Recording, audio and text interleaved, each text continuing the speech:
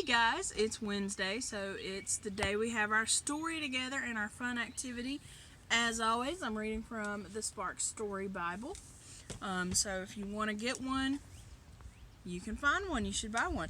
It's on page 382, and it's a story that I bet you've heard before. You've probably even heard it this week.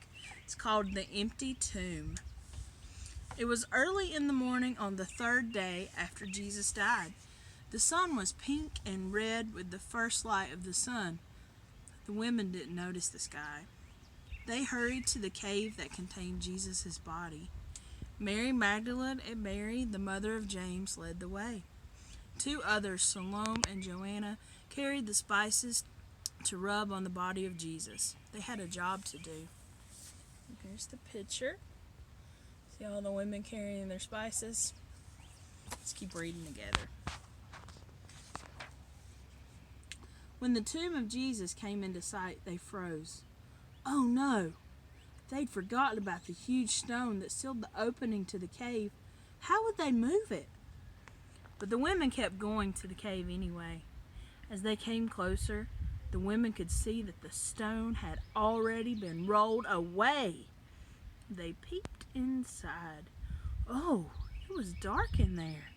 Brr, it was cold in there. Drip, drop, it was damp in there. What? It was empty in there. Jesus was gone. An angel appeared in sparkling white clothes. The glow from the angel brightened even the darkest corners of the cave, and the women shielded their eyes from the blinding light. Don't be afraid, the angel said. Jesus isn't here. This is a place for the dead. Jesus is alive. Hurry, the angel said.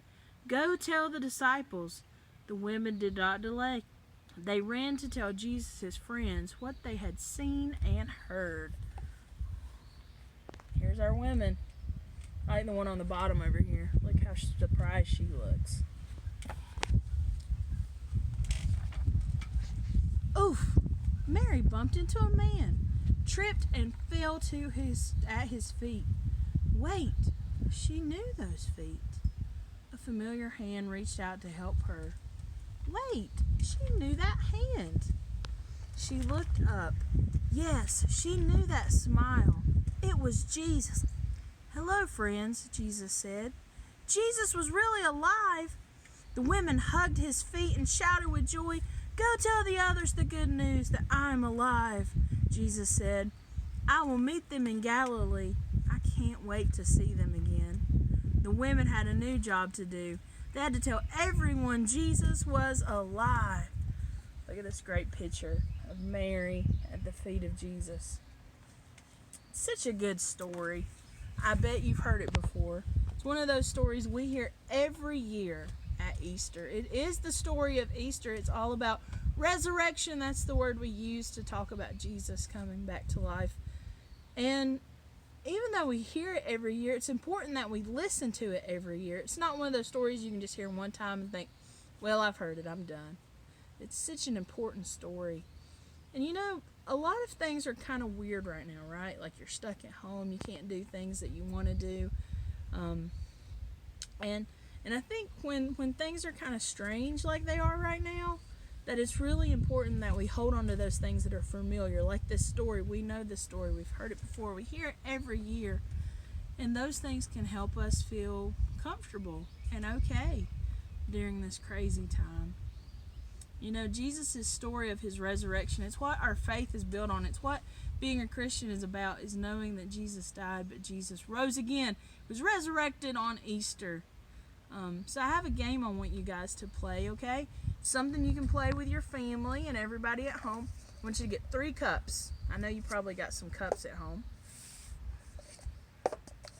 And then I have 2 of my little buddies with me. So I got my 2 guys.